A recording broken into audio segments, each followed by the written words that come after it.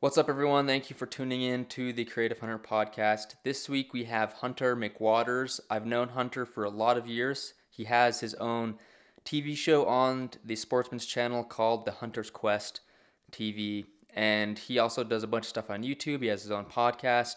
Some really cool stuff. If you haven't heard of him, go check him out. I've been on his podcast a couple times. I filmed some hunts for him, so he's really cool. So thanks to you guys for listening. Here is Hunter Mcwaters.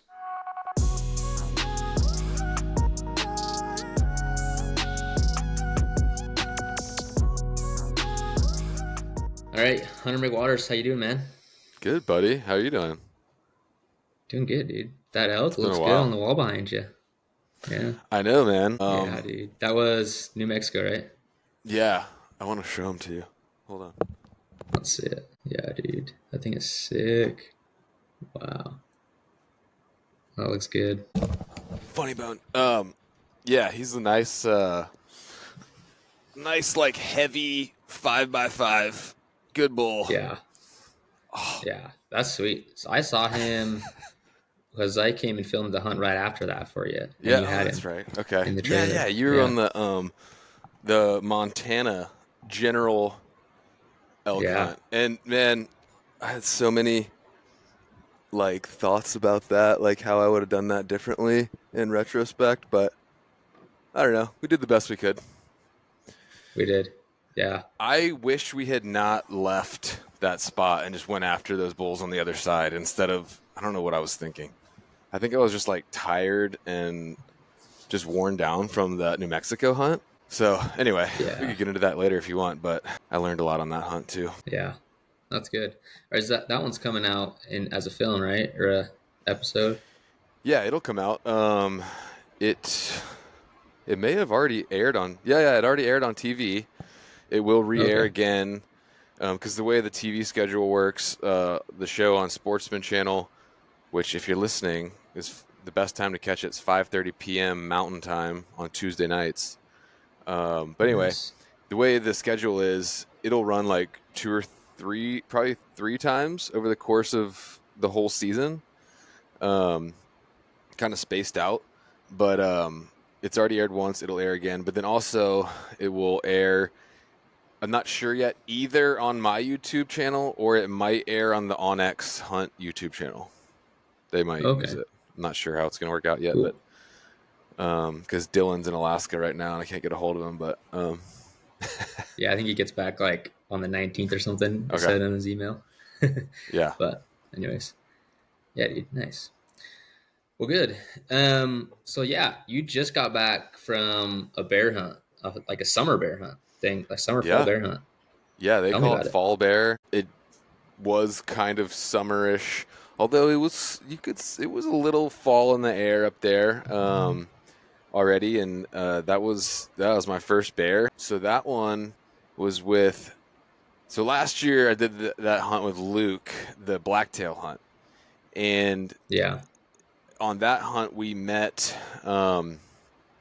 We hunted with his cousin. His name's Josh, and he helped us out. He's a really cool dude. He's a combat veteran, just like salt of the earth type dude. And he just like what he does for fun is just drive the logging roads out there. I mean, he just spends insane amount of time out there, like to the point where he doesn't even like use OnX. He just like drives around and like knows where everything is. And that's just like what he does for fun. Is just like drive around looking at cuts and stuff. Because out there in Oregon, there's a lot of public land and the timber is very thick, but there's a lot of logging cuts with good logging roads that go to them. So that's kind of how you do it. Is you just check all these cuts for, and you still have to glass just like anything else, but there's good access. So anyway, Josh knows the area really well, and invited us to come back. We had a great time hunting with him. Me and him like hit it off like that. Just certain people's personalities you just like vibe with, and so we got really close. And also, from a content creation standpoint, having a hunt that you can do, especially in the lower 48, like August 1st is cool. Just to, something else you can do to get more films done and stuff like that, and extend your season. So I found out about that, and then he was telling me he has a really good handle on what the bears are doing and stuff. So yeah, we scheduled it, went out there, and it was just a fun hunt, man. It was I had Luke with me, Josh, and then a younger dude named Ruger who's doing some work with me this year. Um, and Josh had his trailer. We were up at the lake, and so like we had a place to come back midday and take naps, and then like after we filled tags, we like went on his boat and went wakeboarding and stuff. Like it was Dang. just like a fun hunt, man. So but yeah, we shot his bear opening day afternoon. I blew a stalk kind of on one that morning, and then we got an opportunity that afternoon, and I told him to go for it. It was actually like turned out to be like a 20-year-old sow. Based on her teeth, we think that we don't know for sure, but we think she was, Wow. she had like almost no teeth left. And then the next day, I was able to get my first bear, probably like 6, 7 year old, not like super old, but mature. Probably getting close to 300 pounds, maybe not quite there, but like a dark chocolate, and it was cool. We watched him, um, and so when you're in a dynamic like that, it's it's easy to kind of default to the local person and kind of like, and just the way like human dynamics work, and so I kind of was telling the guys up front, like, hey, like obviously Josh, what's up, I'm gonna follow your lead, all that stuff, but it's like when we're in the moment, kind of let me take lead, because not because I think I'm the best, but because I need to learn. I have so much more to learn still about hunting in the mountains. And so the only way I really can do that is by doing it and screwing up and seeing what works and what doesn't. And I know when I'm just kind of like following somebody, I'm not learning, which is why I like doing stuff DIY. And even though, perfect example, like our mule deer hunt, like you were a huge help on that hunt. But anyway, so I was a little concerned that we'd see bears and then Josh would like go into hunt mode and just go, and I'd kind of be following him. But this one was cool because I actually glassed the thing. Josh was off like on a different landing. I glassed it from like, gosh, close to a mile away, and well, actually I glassed a smaller bear and I just started moving that direction. And then when I got about 500 yards closer, I pulled up the glass again and I see another bear, much nicer, and a brown one. The first one I saw was kind of gangly looking and jet black, and but I just decided I was just going to start moving that direction. When I glassed again, I saw this nicer one, and he was a kind of a dark chocolate. So then I started booking it, and I didn't actually see it, but Ruger said he saw my bear chasing the smaller one and actually like biting at it, like nipping at the back of it, which is pretty Oh, cool. that's cool. But yeah, man. So got into about 550, found a really good spot I could get prone, and and I think I might have rushed the shot a little bit. It was a little bit far. It was a little high, and when I hit him, he dropped. Like he looked like he was dead. He did like a death moan, and everyone's like, "Oh, dead bear." And then like he kind of like rolled off this log and then just like gets up and just starts like sprinting on two legs. His whole back No legs are way. done. Yeah. He sprints down like an entire mountain, and everyone's like freaking out. Anyway, I was able to get back on him and put a good shot on him and end the whole thing. But so not Nice. ideal, not the way you want it to Yeah. go down, but bears are insanely tough, and Yeah, they are. it was a long shot for me, kind of. So, but it was great, man. And we got down in there and got him out, and it was a cool hunt. Good. That's cool, dude. I'm glad you got Yeah, one, and you've been bear hunting a few times now, and finally got it. yeah, yeah. I'd done a couple spring bear hunts. I did one a few years ago where I was filming, but then I was Oh, also nice. able to. I was with Mark Livesay, actually, filmed him shoot a nice bear, and then I was kind of had an opportunity, but it just didn't work out. And then Right. I did another spring bear hunt last year with Luke. Really tough year, tough weather conditions, and we didn't get it done. Um, but this year, having the local help and just the style of hunt. We saw like 33 bears in the first 2 days. Wow, Yeah, that's crazy. because the berries were going nuts, and they were just on those berry patches, just Oh, gobbling berries, man. Yeah, it was cool. I get it. Do you have any? Well, let's see. Obviously, you do. What hunts do you have coming up there for the rest of the year? Yeah, so in about 3 weeks, I'm leaving for Alaska. I'm gonna do Okay. another like DIY.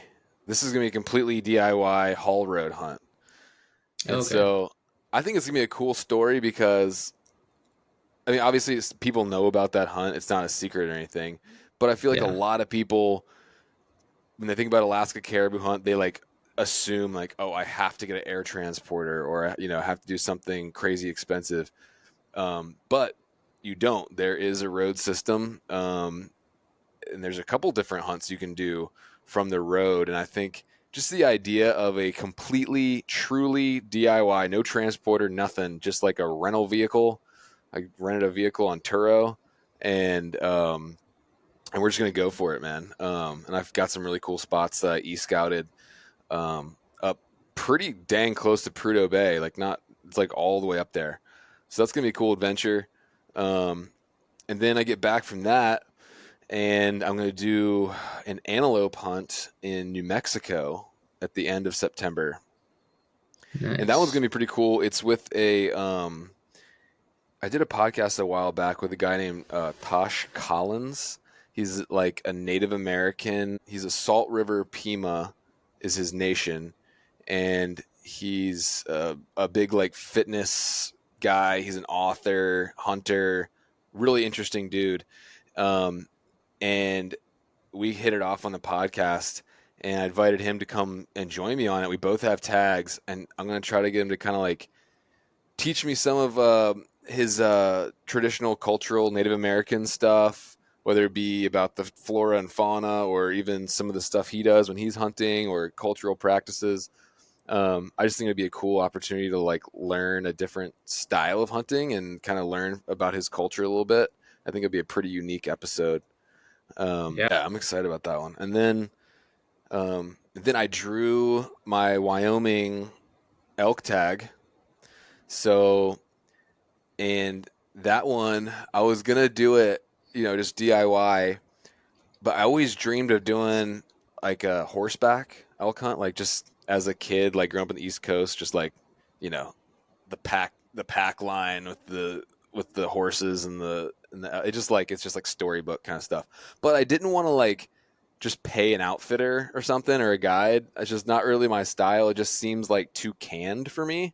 Not that there's anything Yeah. wrong with it, especially when you're learning, but I guess just like I guess it's just God. Like, but one of the first guys I ever met at a total archery challenge when I first started out, his name's David Merrill. He runs a company called Bow Spider. I'm sure people have probably heard of it, seen him at different events. He's all over the place. He is a Wyoming native, and he was literally like the first guy I ever met, like in the industry. And we stayed in touch. I always make sure to go over and talk to him at different events I see him at and stuff. And I don't even know how the conversation got started. I may have just been asking for his advice or something. I can't remember, but he owns horses and basically invited me to come and pack me in and with wall tents and all that on horseback. So that's gonna be a really cool hunt too.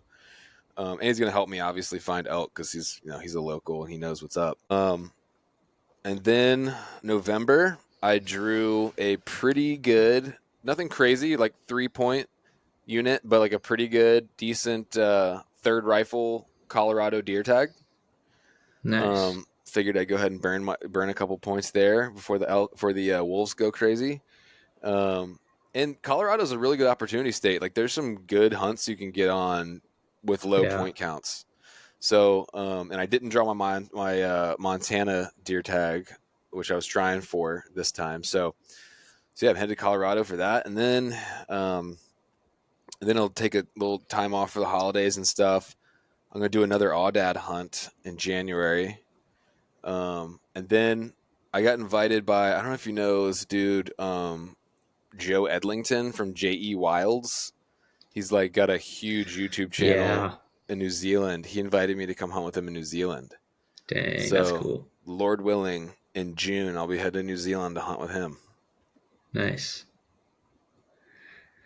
Yeah, Yeah, man. I watch his YouTube stuff on there, Yeah. the New Zealand He's stuff. a really cool guy, man. He seems Good cool. hunter. Yeah, good guy. Yeah, that's a dream spot for me is New Zealand. Yeah, it's gonna So be cool. cool, man. I That would be think we're sweet. gonna hopefully head after red stag and maybe tar. I'm not sure. I really am more drawn to the red stag than anything, but Yeah, whatever works, man. You know, beggars can't be choosers. He's inviting me out, so I'll do whatever he wants to do. yeah, right. That's cool. Yeah, man. That'll be fun. Get a helicopter ride in there. Yeah, probably. Be sweet. Yeah, probably, Yeah, dude. They do a lot of that. Pretty he crazy. does that. Yeah, he does that frequently. Yeah, yeah, and they're not that expensive either to get a ride in there. Yeah, and I think he has a deal. Like, you know, Yeah, he has a partner with one of the pilots, and he gets like unlimited flight hours as part of his deal. So, yeah, um, but that's yeah. What cool. about you? I know you got your Utah archery hunt, and then what else are you doing this year? Yeah, Utah archery hunt starts on Saturday, so I'm heading up there tomorrow and Cool. gonna see what we can do. Jamin Davis is filming that, so Oh, nice. that'll be fun. Yeah, and then man, I've just got a bunch of like general tags. So I've got Idaho elk and deer. My wife drew a really good Idaho rifle elk tag in a Oh, unit that nice. I know very well, so that'll be fun. That's in Yeah, October, and she's never killed anything other than a turkey, so it'll be fun for her too. for sure, man. See what we can get her on. Yeah, Um, and then I'm doing filming a couple hunts for some people. Um, and then that's pretty much it. So nothing sweet. too crazy, but pretty stoked about how the season's gonna go. So Yeah, it'll be fun.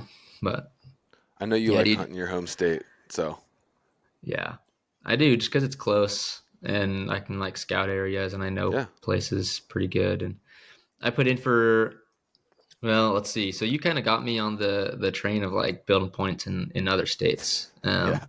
Like you kind of put that idea, and I was like, okay, I need to start doing it. So like I put in for points for Colorado, Nice, Montana. I just got points for Wyoming. Got points.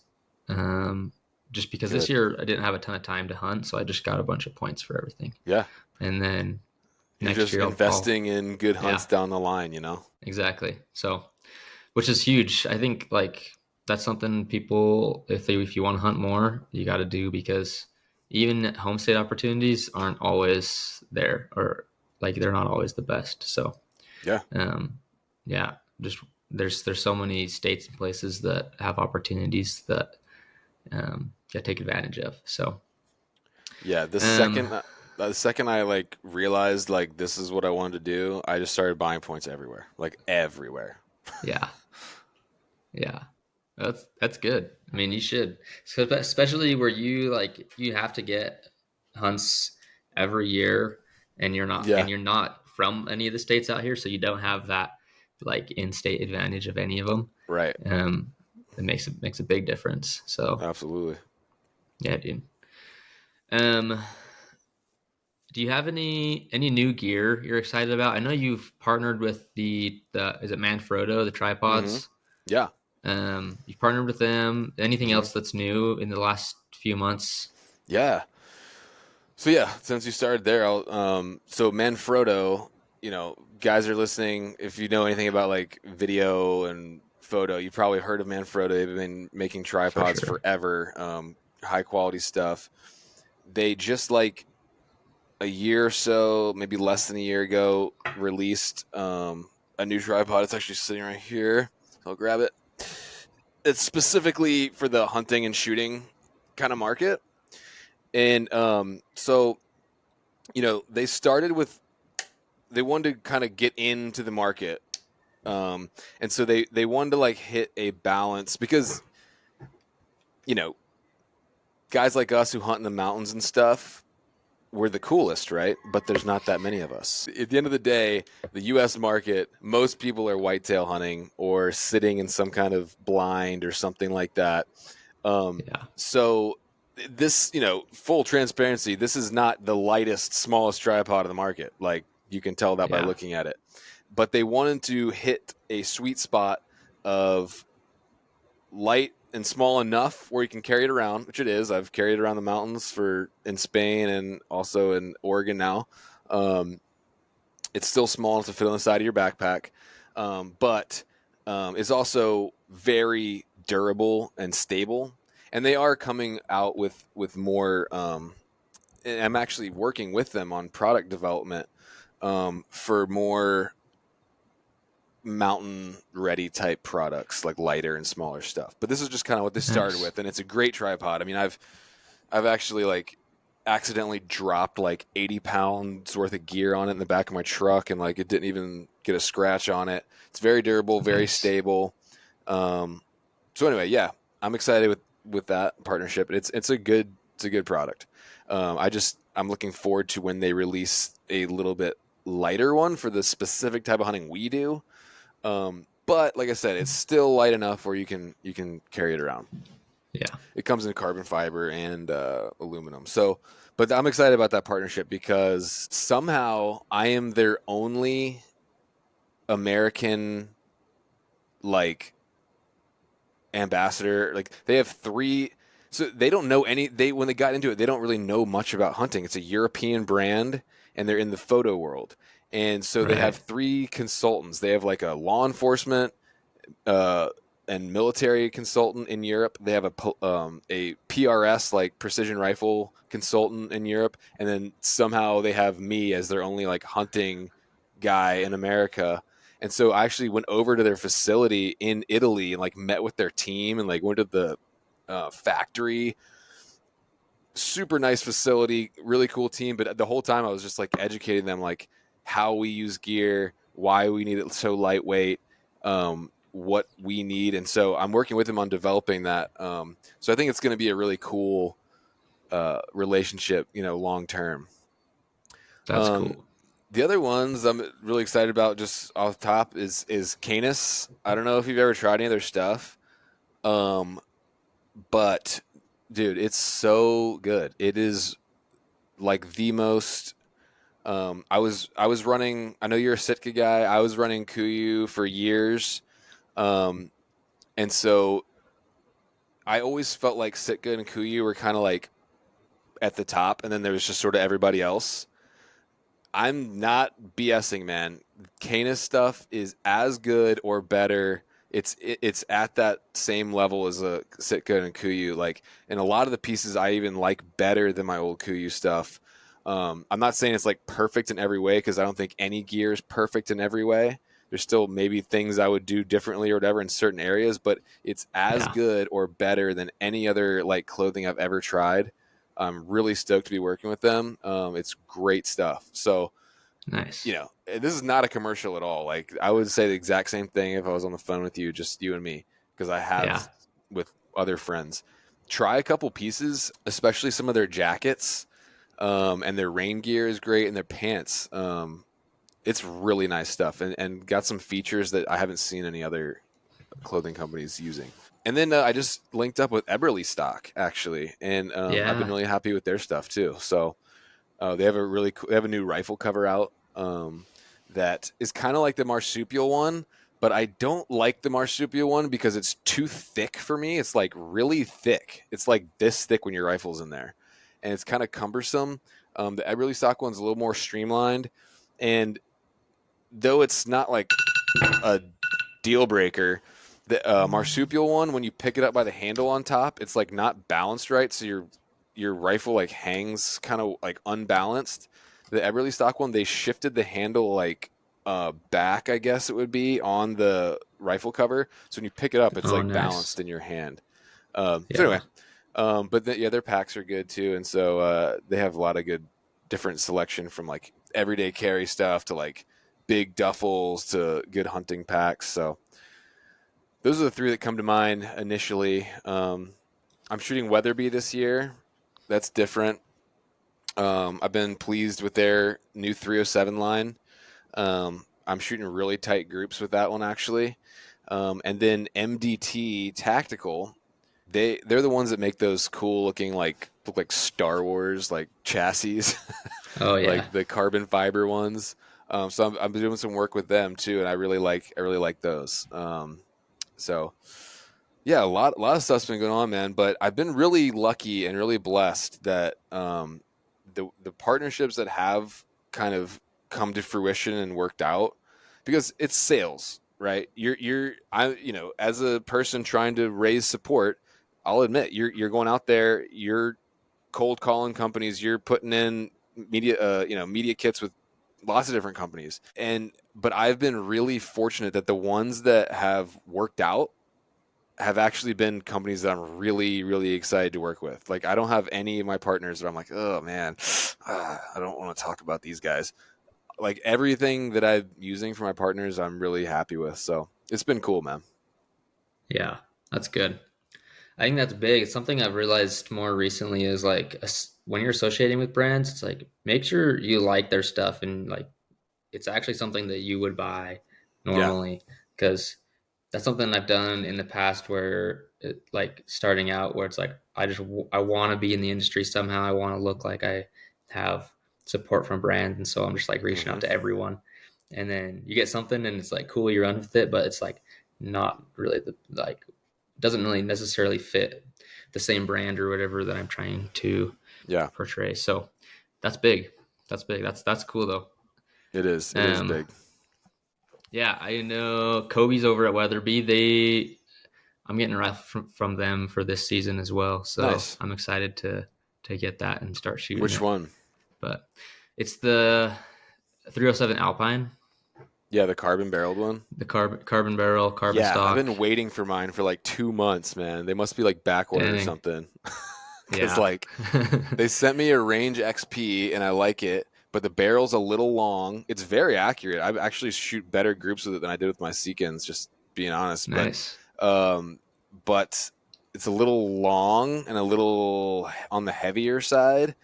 So I'm just like, I was really hoping to get that thing before Alaska, but it doesn't look like it's going to happen. So, but I can't wait to get that thing too, man. It looks pretty slick. Yeah. It'll be good. It's fun. I've seen a lot of guys shooting it last season, and or like Lampers had it. I think some Yeah. of the gritty guys were using this. So yeah, really good. Nice. Um, we all well, let's just do like one more. We'll talk about one more thing, and then we can wrap it up. Sure. What are over the last couple of years as you've started this and as you've been going, like what are some of the biggest things you've learned, biggest pieces of it, like the biggest things you've learned personally, but then biggest things that you could teach someone who wants to get into the industry? Yeah. So like things I've learned about hunting or about like business or either or both or Yeah, honestly, like let's start with like what if someone wants to get into the industry, what's your advice starting out? Or if yeah. they're like, yeah, if they're like wanting to get into it, what have you Like learned that would yeah, make that I'm assuming process faster, right? Or yeah. whatever. Well, this probably is not new advice. It might be the same thing that a lot of people have said, but this is just the most true thing I can say is like you said, all these brands, they get hit up constantly by people who want free stuff. Like you said, they want the validation of being recognized by a brand. They, you know, and they may not have anything to show for it. So, and then a lot of times, most of these guys have been burned by people like, oh, hey, send me some stuff. I'll do this. And then, they send you a gun or they send you some clothing or whatever, and then they just never hear from you again. Um, so, it's the most important thing is people want to trust you. You need to establish that trust. Other thing too is like these brands, like they've spent a long time building their brand, and if they just say, okay, all right, Logan, we're going to send you, full outfit of gear, whatever, and you're decked out and all their stuff. And then they find out like the next year you were poaching the whole time and you get like 17 violations. That's damaging to their brand. So not Yeah, only do they need to trust that like you're going to do what you say you're going to do as far as like delivering whatever you say you're going to deliver, also they need to trust that you're like not a sketchball and like trespassing and poaching like some I'm really having a hard time. I don't want to say specific people, but anyway, so you got to, and I was just talking to someone else on a different podcast about this recently, but you may have to get your foot in the door, work for free or less than you're probably actually worth, maybe, to get started, to build some trust. I'll give you a couple examples. The first real like gig I got in the industry or whatever was I filmed a hunt for Dan over at Elk Shape, and I filmed like a grueling 9-day hunt. I think I made like $2,500. So like, I was making yeah, like basically nothing, and like, but no one's gonna pay a unproven. This is a hard job. Like, no one's gonna pay an yeah, unproven person, um, professional money the first time with no experience, nothing to back it up. So you for might sure. have to, accept the fact that you might have to do a couple free shoots or very discounted shoots to get some content, to build some trust and show that you can be an asset and have a good attitude. But then it just comes down to being humble, being teachable, having a good attitude, always delivering what you say you're going to deliver. Like if you say you're going to do something, do it. If you say you're going to be there 5 minutes early. Just like those basic things, and like being nice and like humble and working hard. It's all like really basic stuff, but it's like you can't ignore those things. And then another thing, like a great partner of mine is Loophole, and I decided early on, hey, maybe I could probably get like some random Chinese made optics company to like write me a check in year 1 or 2, if I use their optics or whatever. But like I decided earlier on, like I want to work with Loophole because I already used and loved their products. I think they're a cool brand. Like I just like Loophole. It's made in America, quality stuff. But I worked on getting Loophole on as a partner for like 2.5 years, man. I was like sending him free photos. I was, just bugging them. Not that's the other thing too. You can't be too like you got to be persistent but not obnoxious, right? So I Yeah, was persistent. I was careful to not be too obnoxious, although I may have gotten obnoxious a little bit at some point. And that's part of it too, is persistence. Um, but I just didn't quit, man. And finally, this year, I got on actual like a paid gig with Loophole, and also I'm producing a film for the Loophole channel that's going to come out hopefully soon here from that blacktail hunt. So probably a little bit all over the place, a little bit rambling, but just it comes down to being humble and hustling, being kind and being true to your word, and just realizing, just like any other industry, you got to walk before you can crawl, and you got to build trust and build a resume. And that might require doing some stuff for free or for less than you think you're worth. But that's just kind of the name of the game. yeah, that's perfect. I agree. I mean, I think everyone goes through that at some point if you're wanting to get into it, because you got to get your foot in the door somehow. So Yeah. I mean, just like if you want to get into real estate, like your first transaction, you're going to make probably 20% on that because your mentor is going to make the rest. Or I mean, it's not like it's like any other business. I mean, people don't just hand you the keys and say go on day one. Like you gotta pay your dues. So I feel like a lot of people, especially creatives, feel like, not all of them, but a lot of them feel like they're entitled to, they deserve to be paid, crusty old pro money on day one. But that's just not how it works. Um, yeah, and that other thing too is like in a creative type of endeavor, it's easy to be very tied to your work because your work is in a sense it's you, right? It's part of you. And so I learned this back in my TV days, even before I was in the hunting industry. Like, you have to have thick skin. You have to be able to take criticism on your work, not get mad and throw a fit, because it's very easy when you put out something creative, you worked on it, you worked hard. It's very easy, someone has a critique on it, to get very offended. But that is the enemy of growth. You have to be able, and that comes back to a biblical concept from Proverbs. Like, a wise man accepts correction, right? If you just fly off the handle, anyone tells you, hey, this shot isn't right, you didn't do, or like, this edit sucks, you got to fix this. You got to be able to, like, not let it hurt your feelings and your pride, and just accept that correction and learn from it and grow. And that comes down to humility. So Yeah, that's good, dude. That's good. Thanks for that. yeah, I man. know that a lot of people could use that and learn from that. So good, man. Yeah, especially you youngins. You just think you're Right. entitled to everything. Not you, I know but what you you're were great saying. to work with, man. And like I said, I still look at my mule deer over there. That's still one of my favorite hunts ever. That snowy mule deer hunt we did, and yeah, I don't know. I don't know if I ever would have found that buck after that long hike if you weren't helping me out, man. I might have, but I don't know. I don't know if I would have. Yeah, that was a fun hunt, dude. I It look was back fun. on that with good memories too. So Yeah, that was a good that one. was awesome. Yeah. Cool, man. Well, thanks for coming on. We can chat for a sec after, but Yeah. we'll wrap it up. All Appreciate right, it. man. Thanks for having me on. Good luck on the podcast, buddy. Yeah, dude, of course. Thanks, man.